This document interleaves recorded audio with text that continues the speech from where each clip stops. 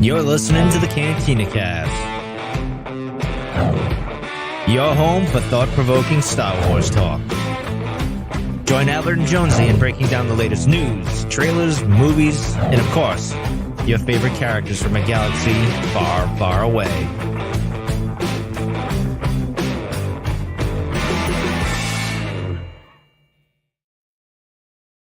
Hello, everyone. Welcome to the Cantina Cast. My name is Albert Padilla, and this is episode 506.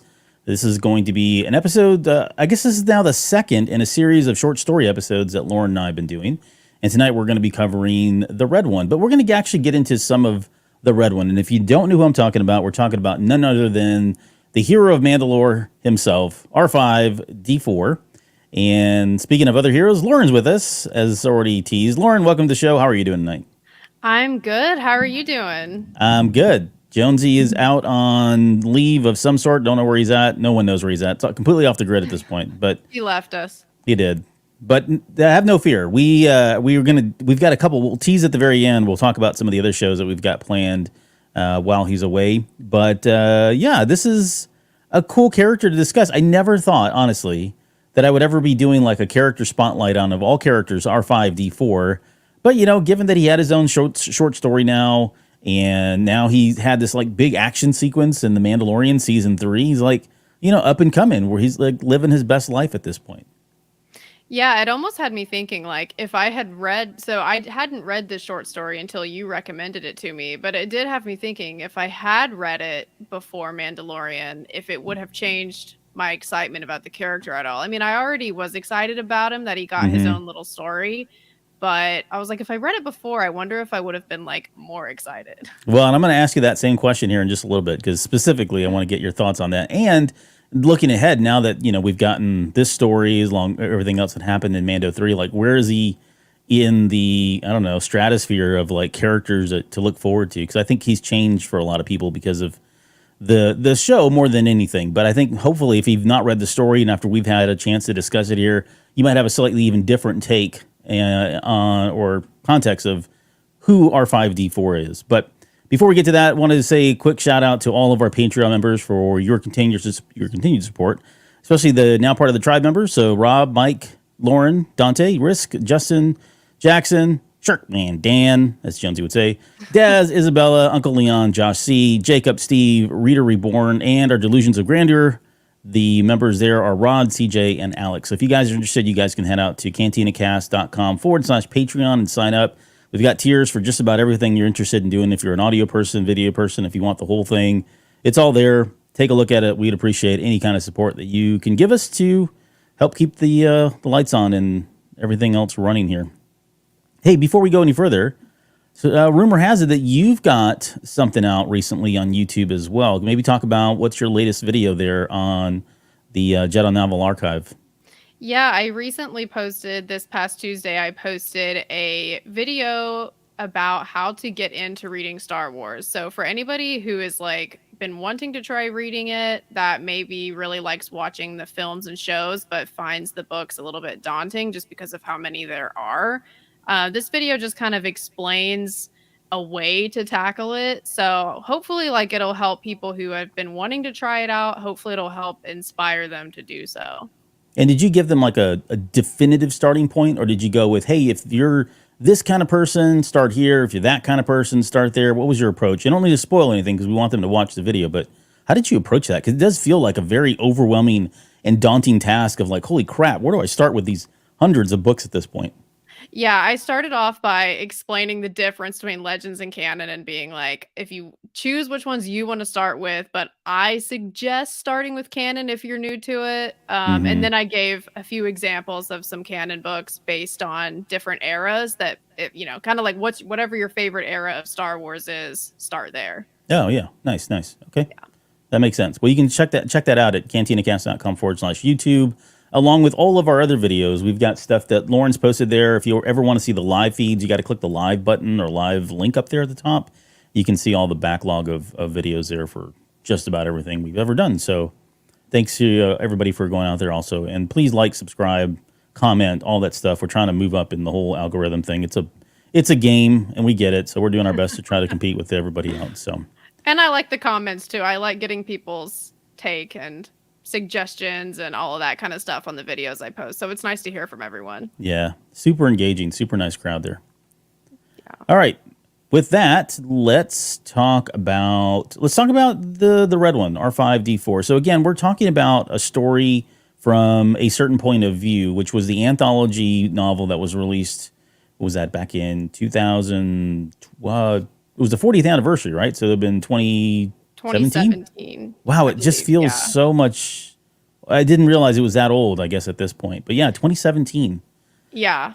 And 40 short stories written by 40 different authors. And if you've never seen these books, I think we've talked about them, but if you're new to the show or you haven't had a chance to really kind of dive into this thing, what they've essentially done is taken A New Hope, Empire Strikes Back, and very soon Return of the Jedi, and they've gotten these 40 different authors to kind of fill in some of the blanks, some of the missing pieces in that empty space that exists between scenes within each one of those movies. And so for tonight, we're going to be talking about some of the events that happened just before R2 and Owen Lars come up to buy the droids from the Jawas during A New Hope. So now, just quickly on that, how many of these stories have you read, Lauren, from the New Hope or Empire Strikes Back? Because there are a lot of them there, but have you had a chance to read all those, and how are you enjoying that collection of stories? I have not read all of them. Like every once in a while, I'll read one of them. So I feel like I've only scratched the surface, but the few that I have tried out have been really good. So yeah. I need to get more into it because it's some really cool perspectives on some little details that like you wouldn't have really thought of before. Yeah. Yeah, it feels like if you're a completionist or you really kind of want the full story, the gory details of some of this stuff, I think they do a really good job of that. I think there are some people that are more along the lines of, hey, I really don't need to know every single thing, and this feels like overkill. So I get why some folks may not want to commit to it. But I will say this, the stories are very short. I mean, they're talking like, 4 or 5 pages long. And yet in those 4 or 5 pages, you get some explanations of things. And an example that we're going to talk about tonight, the very example tonight, where for the longest time, you don't ever think about it. You just think, oh, okay, this particular thing happened, and yet they give you the background and give you the story. They give you the reason as to why. Does it necessarily change the outcome of the movie or the scene? No, probably not. It doesn't really have that significant of an impact. Although I've got some questions that we're going to poke around a little bit later that may suggest otherwise with R5D4. So I threw a big wrench in my own comment there. But I enjoyed it. I'm looking forward to the Empire Strikes Back one. There's a lot of great stories. I can't even venture to guess like what they're going to try to fill in, because once you get to the Empire Strikes Back and some of the other ones too, just quickly on this book, not that we're trying to sell it or anything, but it is good. But there's kind of a tongue in cheek with the stories too. Like some of the stories feel very steeped in canon, and they feel like, oh yeah, this is like a total explanation, no big deal. And then other stories are kind of left up for you to decide whether or not they're real or not. And this plays into the title of the book, which is From a Certain Point of View. Maybe it happened, maybe it didn't, right? It's all about perspective. And then I think there's a third category that comes into this, and this is like the self-awareness category. Did you read any of the Wills stories where they're talking about creating the crawl and the time and the thought that went into the crawl itself? Yeah, that was a very meta story because you're reading it, right. You're reading it, and it's like a weird perspective. But I remember before hearing that was kind of like the Guardians of the Wills. That was sort of like the original thought behind the saying, "Galaxy far, far away" and all that. So It's cool how that was incorporated into this and kind of like explored a little bit more. Yeah, and even the language that's used in that particular one, it's not really Star Wars language. It's like something we would say, like a writer would say, or human in our time would say. The lingo is used very different. So that third category is kind of like you said, the meta, maybe the self-aware, not canon. It's not legends. It's just for fun kind of thing. So I think there's a lot of different things for different people in all of these books. So let's start talking about. I want to first talk about kind of R5D4 and get a sense of like where he was with you prior to this story and then prior to Mando season 3, because I think a lot of people, this was just a character that kind of disappeared from the radar.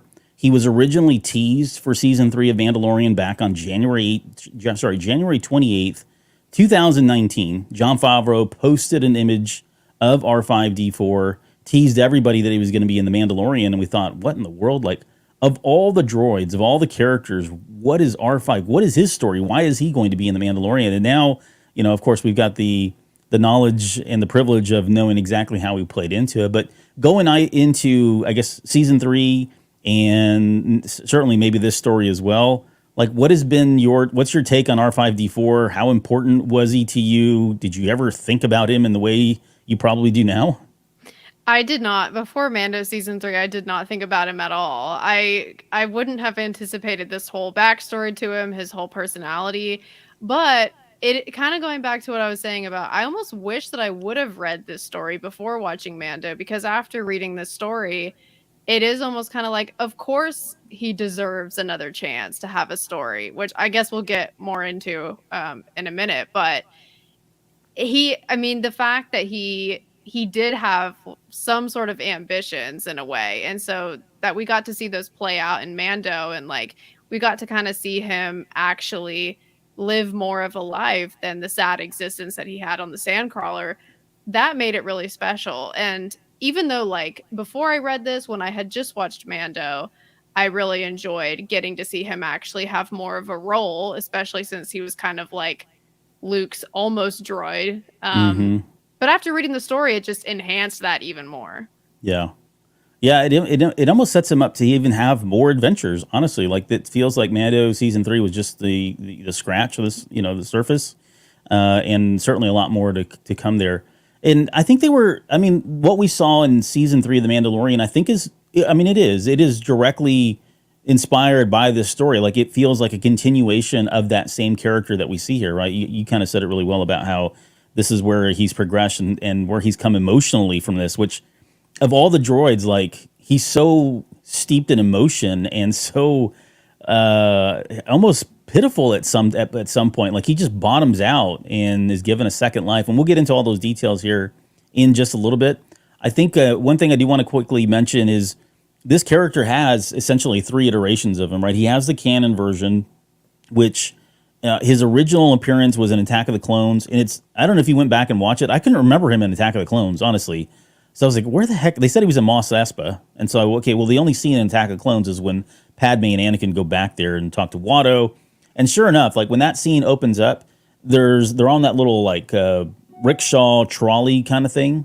And it's moving across the screen. And when that happens, you can see R5D4 just slowly moving across the screen. He's out on the road by himself. There's no one else around him. But, he was kind of like a cameo. But if you go back, so now, essentially he was around at that era. So that was like 22 years before the events of A New Hope. Then on top of that, we have, and that was really his only canon appearance, honestly, until we get to A New Hope. The Legends, of course, there's a lot more material there around him, and he's got a whole kind of background. I think the way I would summarize it is he was a rebel spy. He essentially eventually got to work for the Rebel Alliance, was a rebel, and that's kind of in line with where we get with canon. And then there's this like cockamania story that came out for Star Wars Infinites, which was kind of like a what if scenario type thing they did for a while there. And this is where he was known, and it's the title I got here. He was Skippy the droid, the force sensitive droid. And so they took this spin and said that he was kind of force sensitive. Now, again, it's Infinite, so it's kind of like, it doesn't play into the Legends. It doesn't really play into canon. It's kind of its own wild space, if you will. And there are actually things that they took from, so for this story here, there's things that were pulled even from the Infinites piece as well. So she kind of combined all of these things together to kind of make this character that we see here. And then certainly what we see now going into anything past Mandalorian season 3. So that's the background on him. I got a quick question. Let's talk about the story, because this is, again, starts with R5D4. He's been, well, why don't you kind of give us, like, where's he been for, like, what's he been doing up until that moment we see him, come down the Sandcrawler for Owen and Luke?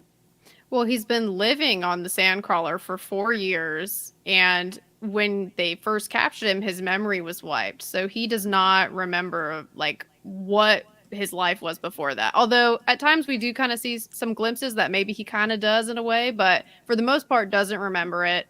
And he's just been having this horrible existence on the sand crawler for as long as he can remember. So, and hearing that description of how like he expected he was going to die because they weren't maintaining him and just not really doing like proper droid maintenance, that part was really sad.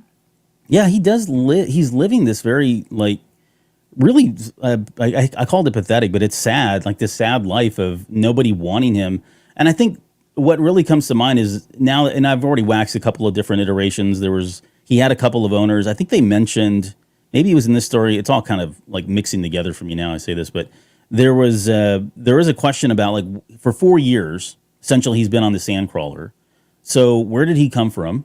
Like, how did he get to Tatooine? First off, was he? They kind of hint at that maybe he was already part of the rebellion. Like there was something quote in his memory chips that was pulling at him that he really couldn't couldn't figure out. So maybe he was part of the rebellion. And in my own headcanon, maybe he was part of some X-wing that went down and the pilot died. The Jawas found him. They brought him on board, wiped his memory, and he sat there now for 4 years. Which I think begs the other question of like, why did nobody want him for 4 years, right? Like, that seems like a really long time. Maybe the Jawas are really bad salespeople, or people just didn't need droids that spoke binary. Any thoughts around why? I don't know. They seem like pretty good salespeople. They're willing to cut a deal sometimes. No, I think it was just because he was just a very dated model, and I mean, seeing R2 next to him, he looks very dated. Yeah. I think people had just kind of maybe, and especially I'm thinking that moisture farmers on Tatooine might not have very much use for an astromech. I think the Lars family might be unique in that regard. So that could be another possibility. Yeah, I think they were trying to pitch it as because he spoke binary, right? Or I guess I don't know. That's a good question. I don't really recall because 3PO was the one that ended up speaking binary. But I was trying to think like why would they need an astromech droid to begin with? Although I guess astromechs, they can do a lot of different kinds of stuff. So that's true. Yeah, they're pretty multi-talented. Yeah. They're like the Swiss Army tool of droids. Yeah. And this, and a little bit later, you're kind of touching on it, but we'll kind of get into this too. When R2 finally shows up and he sees R2 there, like he has this moment of dread of like, crap, no one's ever going to buy me now because there's this like newer model of R2 of astromech droid and the R2s, even though they don't go really up by numbers. But like the R2 unit was like far superior than the R5. The R5 was kind of like your bargain bin wish list astromech droid, if you will, that you could order online.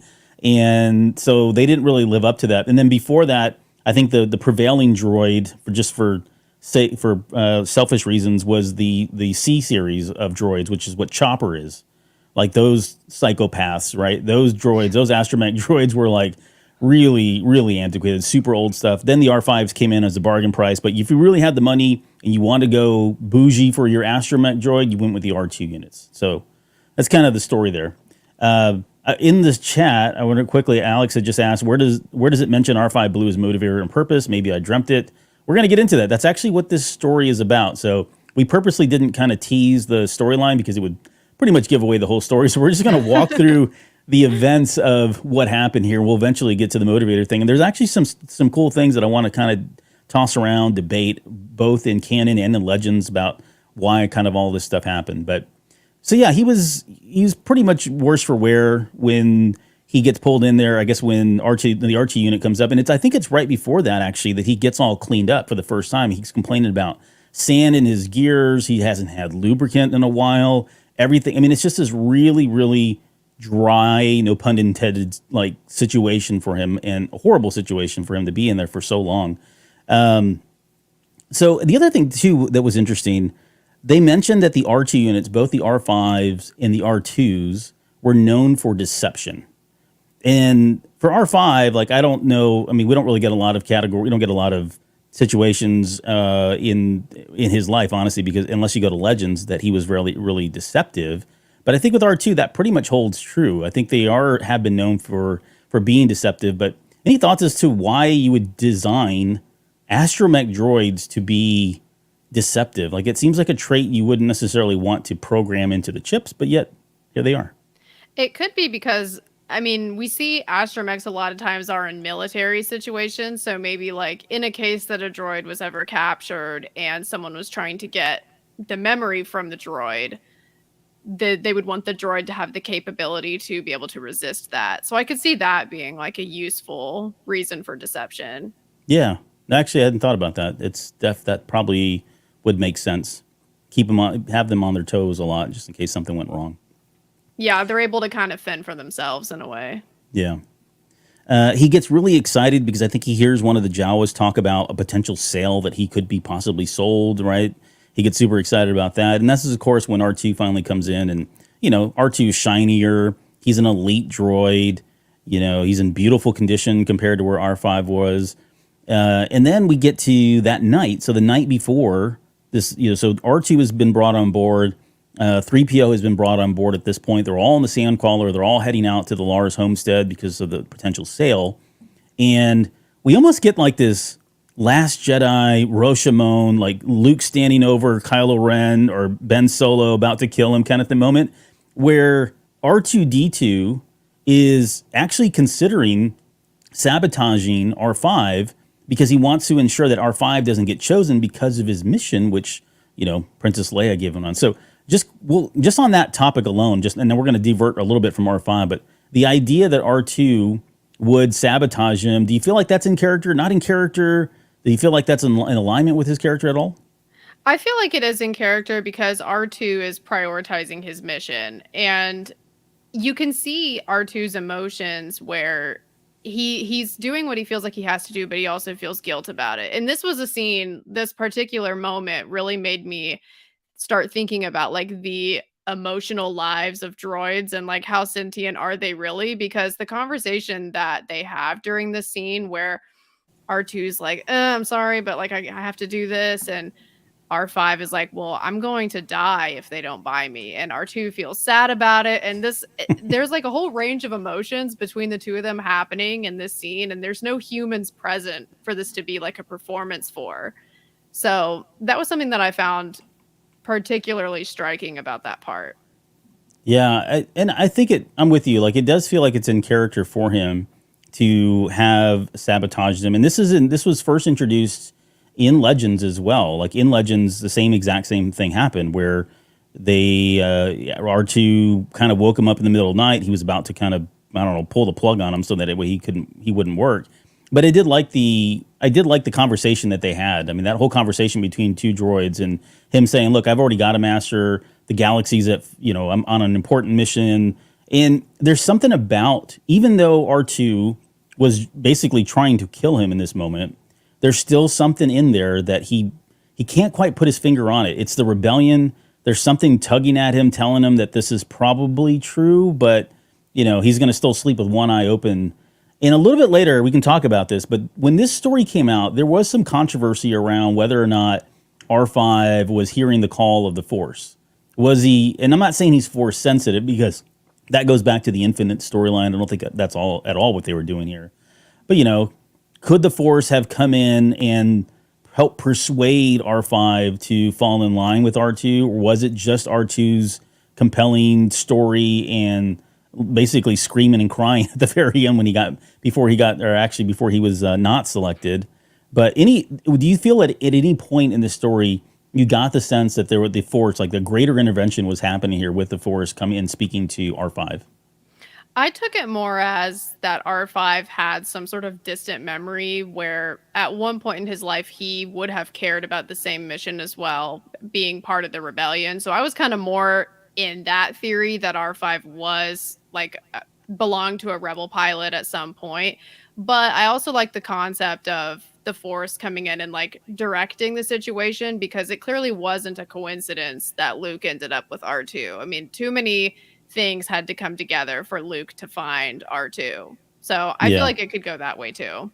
Yeah, and if not divine intervention, then I think just maybe divine influence in some ways, right? Making sure that things align so that the choices, the number of choices was very finite, and the Force could help kind of guide people, and hopefully, maybe maybe they made their own choices, maybe they didn't. I think that's part of the discussion. And again, going back to when the story came out, there was a little bit of controversy around this story in particular, even on this show, as a matter of fact, if anybody remembers that far back.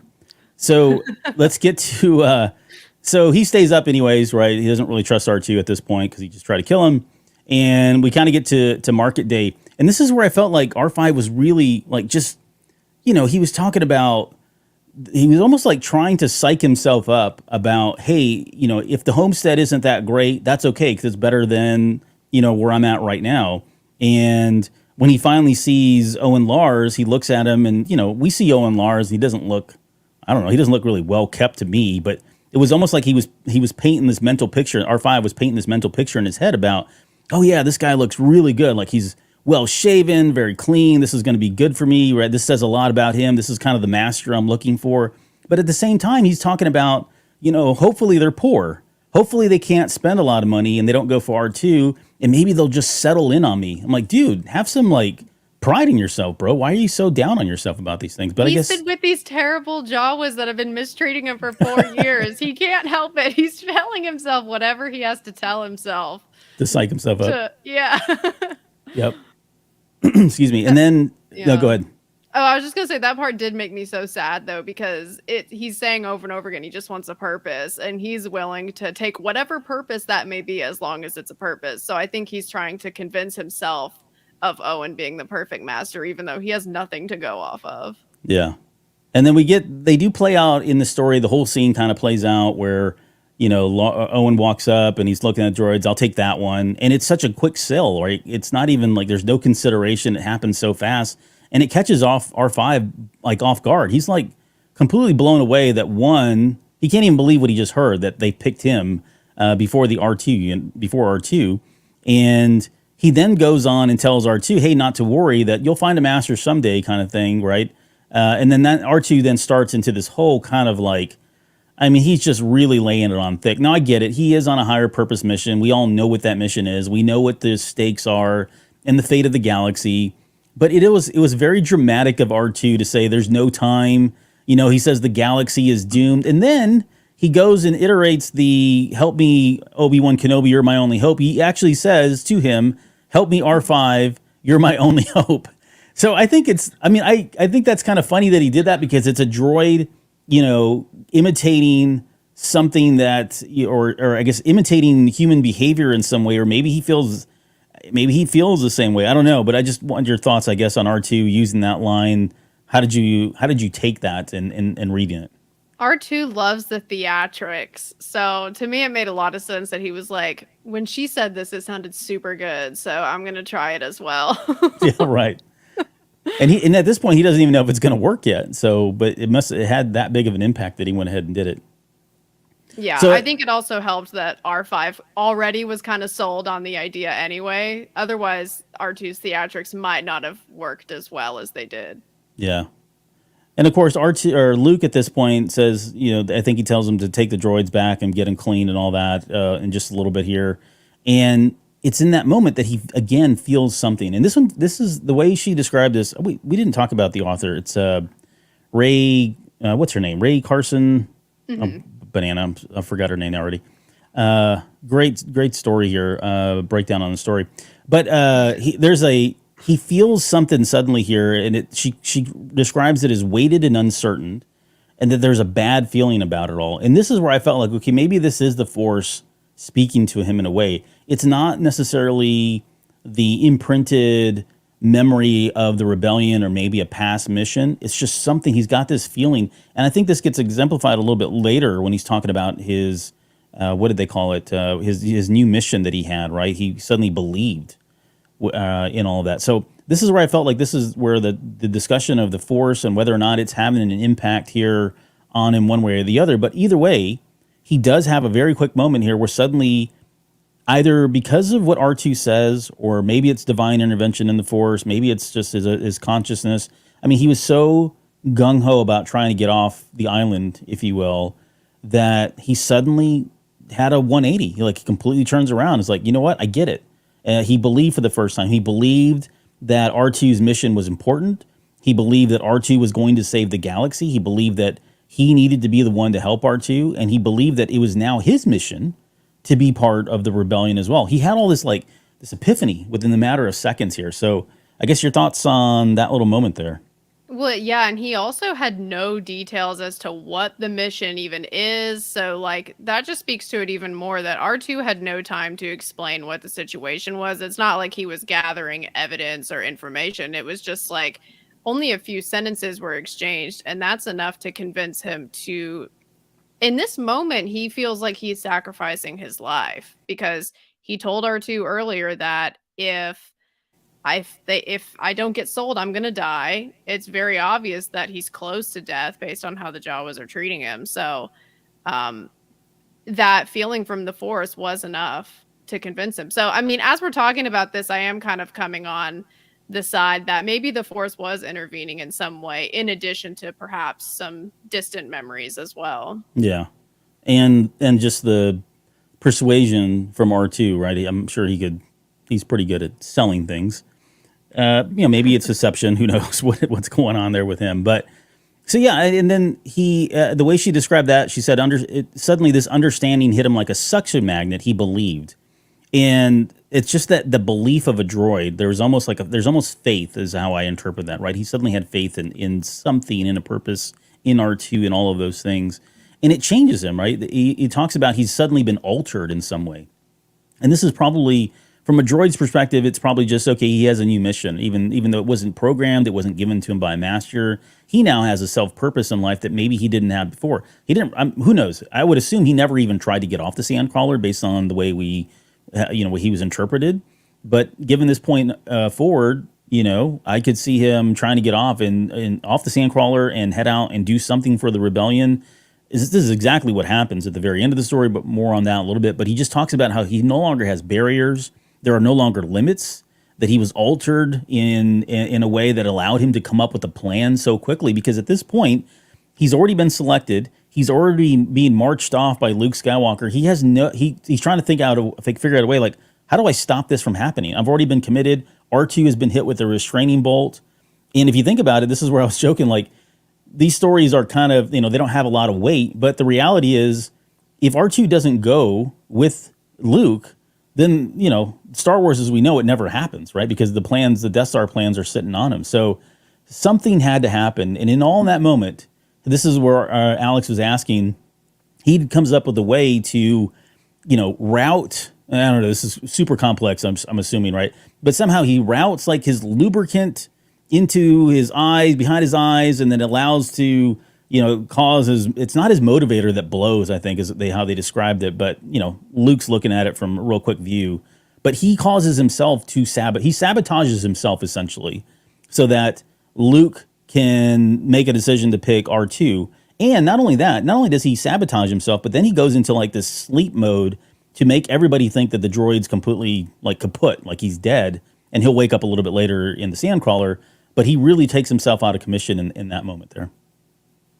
Go ahead. I want to hear your thoughts, I guess, on this is the big moment in this story. And this is like the revelation that when you watch it back in 1977 or you watch the original, it's just fate. It's just luck that this old crappy droid just broke. But really the reality is, what the twist here is, that no, he had this, moment of clarity, divine intervention, and took it upon himself to disable himself so that R2 would be the one that was chosen. Yeah, R2 and R5 both had a very active role in making sure that the Death Star plans got where they needed to go, which is very cool. I like that better than it just being a coincidence.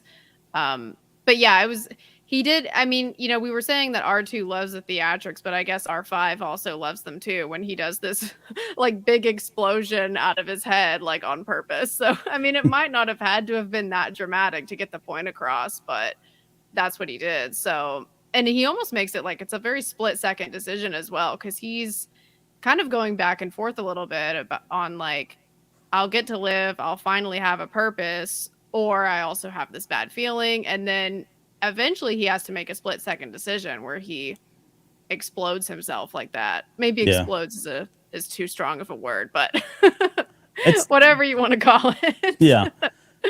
Yeah, and it's probably in droid time. So, right, he's probably, all these calculations are happening within, a nanosecond of time.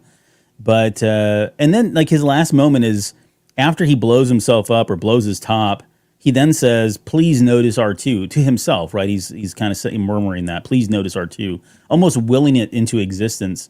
And of course, 3PO says, "Hey, what about that droid?" And Uncle Owen, "What about that one?" Yeah, we'll take that one, right? That whole scene kind of happens. And then when R2 wanders off, and I didn't get a chance to go back to watch to see if R2 is beeping anything in that moment, but the line that R2 says, he basically tells him, "Thank you, friend. You may have saved the galaxy today. I will never forget you."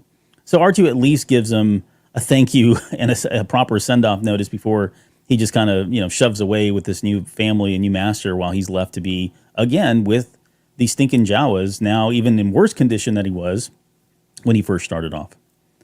I did feel like R2 did genuinely, even though he does have to leave him behind, I did feel like he genuinely had sympathy for him and felt bad for the position that they were in. But I do find it interesting how both of them were able to still think about like the greater good instead of just their own well-being when they're, I mean, this whole thing about droids aren't sentient, whatever, people like other characters will never admit it, but like to me, that type of thing, being able to prioritize others over themselves when they're programmed to look out for themselves to be able to do the function that they were designed for. Yes. I mean, them thinking about the bigger picture is just to me proof of that there's so much more to them than just what they were made to do.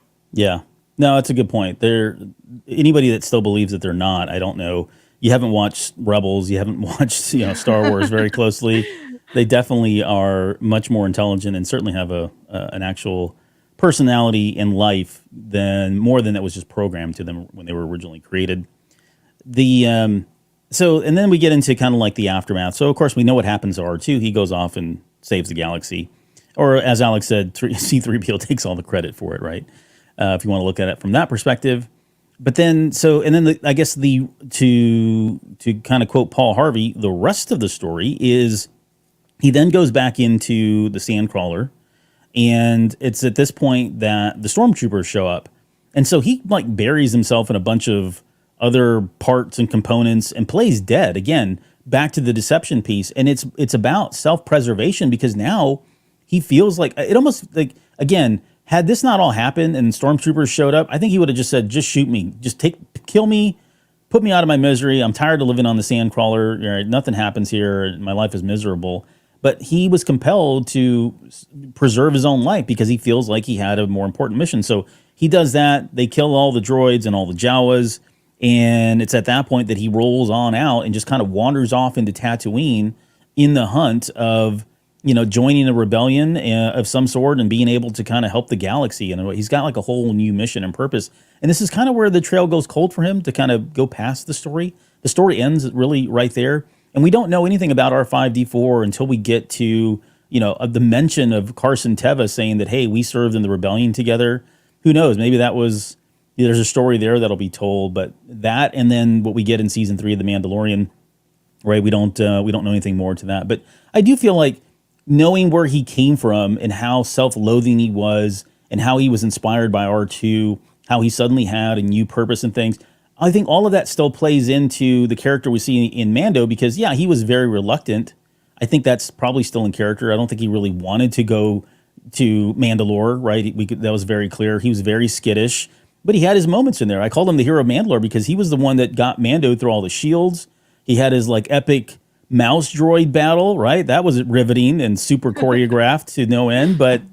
And he still got him through the next shield, too. Yeah. With all the mouse droids. With all the mouse droids. So he's starting to just kind of carve his name in the echelons of rebellion history. But so, yeah, how did you, I guess your thoughts on how the story ended, and then I guess a question that kind of leads into Mando season 3. Do you think we're going to see more of R5D4 in the future? Do you think he'll be part of season 4, or will he be Mando's droid?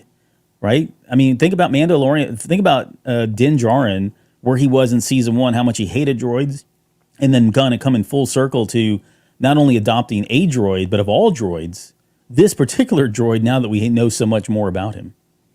I did love how at the end of this story, he was able to have it confirmed for him that his sacrifice was not in vain. When the stormtroopers show up, and that's when R5 realizes, like, oh, there really was something to this. I was glad that that was included, because I think it just would have been so sad if he would have had to just never know, like, if it was worth it or not. Mhm.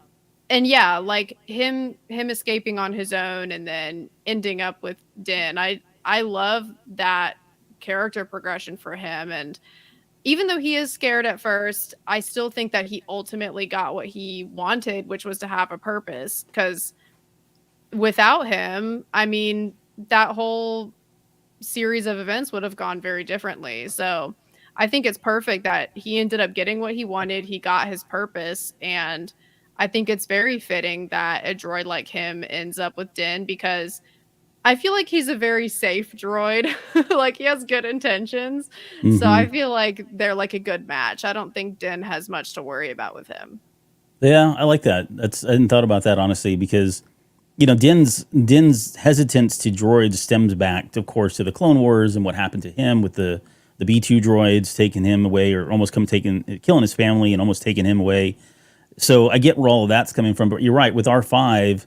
He's going to probably prove himself to be very reliable when he needs to be, but he's not going to be like the super aggressive. There should be never any fear that he's going to, take over. There's something very sincere and genuine about him. Maybe even arguably more than somebody like R2. Certainly, like way more than Chopper, right? But there's just something very, very genuine, nice, sincere about R5. Like he just feels like a very safe, like you said, safe droid to kind of have around, and you can really fully trust, even though he may not trust himself, and he's got a long way to go for in that self confidence space. I think this is a good fit for somebody like Mando as well. Yeah, he's the least deceptive out of those three. That's for sure. Yeah, maybe that changes. Maybe he gets real edgy by the time we get to like season 7 of Mando, or he's I like full still on think Chopper. I still think he's going to stay pure at heart. That's what I expect. He seems pure at heart no matter what, but maybe he'll get a little bit more brave and a little bit more skilled, but I don't know. I'd be surprised if he got super aggressive like Chopper or R2. Yeah, I'm kidding. He's not. He's not gonna. There's no way he's gonna go there. He's going to totally transform. Yeah, I mean, if he went completely crazy nuts and became a psychopath, then yeah, I would say Chopper is probably a possibility. But if anything, yeah, he may evolve into R2 category, R2 feel or territory, but that's about all he's going to do. So I guess we can kind of end the show there. I think the just kind of your thoughts, I guess, on these are the kind of stories that I know you picked the story already, and this is I kind of let you pick which one you want to talk about, but are these the types of stories that you think are for a select few? Would you recommend this story to somebody who, like, I told a couple people we were going to be doing an R5 show, and they were like, "What, R5?" I'm like, "Yeah, R5. He's got like a whole cool history here. There's some good stuff that happens, but again, he's not a character that bubbles up to the top of like character dissections or things you want to know." But do you think these kinds of stories help folks that maybe just have a curiosity about things like this or want to know more about the context? Who do you think this story would be for? Well, I do think that this one is particularly good in that we see an example of a character who had a really hard time but never lost hope. I think that this is a particularly special story. Of course, with these types of short story anthologies, like some of them are going to hit you deeper than others. And this was just one of the ones that hit me in a deep way. And that aspect, I do think makes the story like more appealing to more people because it does have that like emotional component to it. But also, it just helps that R5 is kind of having a moment right now with what he did in Mando. So I feel like people should give these types of stories a chance and just expect that like some of them are going to speak to you more personally than others, and it might not be the same ones that speak to me or you. But I mean, I definitely think that there is something in these types of collections for everyone. You just have to give a few of them a chance and see what works better for you. Yeah, and they don't all land. I can tell you that right now. There's some of them that I just like literally passed out face down in the book reading, and that's nothing against the authors. I won't even say which ones they are. It'll probably be one we never cover, honestly. But they're not for everybody, and there's different takes or different strokes for different folks, kind of thing. So Yeah. So going back, one last thing. So going back to what I said, where some of these stories are like, you could easily say it's canon. Like there's no debate about it, right? It's canon, doesn't harm anything. There's really nothing. There's nothing, to debate really about. And then there's other stories that I feel like, okay, could go one way or the other, right? From a certain point of view, it's really depending on how you look at it. And we won't get into the third category, which is cockamania stuff. But this story in particular, do you feel like this lands more on the, yep, this is absolutely what happened? Or do you feel like it's kind of up to you to decide about whether this is really what happened or not? See, okay, this one, I want to say it's absolutely what happened because I want this to be what happened. But I mean, there are some stories that I've read in this one and in the Empire Strikes Back one that made me be like, that's not canon. And that's exactly what I'm talking about. But this one, I want it to be canon because it was so sweet. But I do think that R5's character in Mando, like lining up with the story so well, to me, Yes. that helps with the canon. That helps with my canon argument. Right. Yeah, there's like a natural bridge where you're like, okay, that's a continuation. It feels in the same ballpark, and therefore it's canon by association, if you will.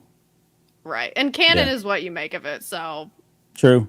Whatever. And for me personally, I think this one is like, I don't. There's a lot of different ways you can interpret this stuff, and I know the purists out there like the idea that it really wasn't the Force, and he didn't have this moment of clarity. People are trying to make him a hero when he never was a hero. It's just he just was a crappy droid, and he broke down, and R2 took the spot. And I get that. I understand that line of it, but to your point, like it's hard not to root for this particular droid now, especially now where he is, and he's just a sweet droid. So like, why would you not want this for him? There's no harm in this, in my opinion. Yeah. Well, and I tend to like the idea more that like, it's all about hope and everybody's a hero in their own way in these stories. So that's kind of the interpretation I like to lean towards anyway. Yeah, I'm with you there. Cool. All right. So I'm going to give you the thunder here. So our next show will be Sunday night for Patreon. Or actually, our next show is going to be right after this. We're going to come back and do for a Patreon show where we do the Tatooine trading posts. So we've got some stuff that we're going to share, things that we picked up here recently or just have had sitting on the shelf that we want to share. Star Wars related, sometimes, most of the time. Tonight, I've got about 50-50 on that. And then, but our next actual show will be it'll be our Patreon show. We're going to be doing this Sunday. It's a Patreon spotlight show. Similar to this, I think this will be now the third short story episode that we've done. And you were picking the story. You made a last minute game decision about what story we were going to do. So go ahead. I'll let you kind of speak to it. Yeah, I was being very indecisive because there were some good ones to choose from. But from what book are we? Yes. Yeah, I was about to say, from the Myths and Fables collection by George Mann. So that's the companion to the Dark Legends one that we covered the last time that we did a show together. But from that one, we're covering The Witch and the Wookiee. Yes. Okay. That's a very intriguing name. Witch and the Wookiee. Huh. I wonder what that could mean. Very fairy tale like. Yeah. It is very fairy tale. It's almost like medieval myth. Yeah, I guess a mythology. What's the word I'm looking for? It's not a fable. It's like a fable, right? Like you dummy. It says it's in the name of the book. Yeah, Myths and Fables. No, it's definitely especially got that type of vibe though. So yeah. I'm with you. Yeah. It's got particularly strong. You can almost start it with like Hansel and Gretel or right like some of these like legendary fables. It almost starts that way and it stays that way throughout. So it is one of the better stories in there. So I'm glad you picked that one, honestly. Because I was like, oh man, please don't pick this one. Don't pick this one. You didn't. So I'm not gonna say which one it is. But yeah, this is the Myths and Fables book. So we'll be talking about this on Sunday. And then did we pick which one we're doing for next Thursday? We haven't picked yet. That's okay. The one I texted you that I had 7 possibilities. I need to narrow it down. All right, yeah, we have to narrow that down. Okay, we'll probably make that decision Thursday morning. We'll see next week. Yeah, so. I'll narrow it down over the coming days. So. All right. We'll get there. So if you're a Patreon member, you guys can join us on Sunday night at 9 p.m. for that. If you're not, you can head over to cantinacast.com/Patreon, sign up there. I think pretty much anybody at the $2 and above level will be able to listen to the audio on that one at least and tune into the live stream. So you guys head out there. Look, that should be a lot of fun to talk about that story because that is actually a really good story. Really excited about that. Okay, and before we go, a couple of shout outs to everybody that joined us. So Jonathan, Alex, Sky, Music Train, Katya, George, Matthew, and Jonesy made it. Jonesy and Steph. Sorry guys, I didn't see you in there. Thanks for everybody that dropped in for the live stream tonight. And let's see, what else am I missing here? There's that. We already talked about our Patreon stuff. This is what Jonesy does, and I'm like, they don't ever pay attention, so now I'm just struggling here. You zone out and drink your coffee. Yeah, I zone out, drink my coffee. I'm like, I just go easy mode at this point. Eat some Oreos. Yep, and then I get caught because I can't find the stupid end credits. So that's my life here.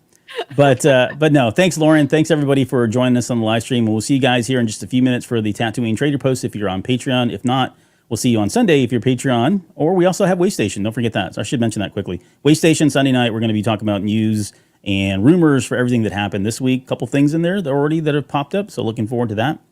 And I'm going to shut up. I'm going to roll credits, and we'll see you guys here in just a little bit.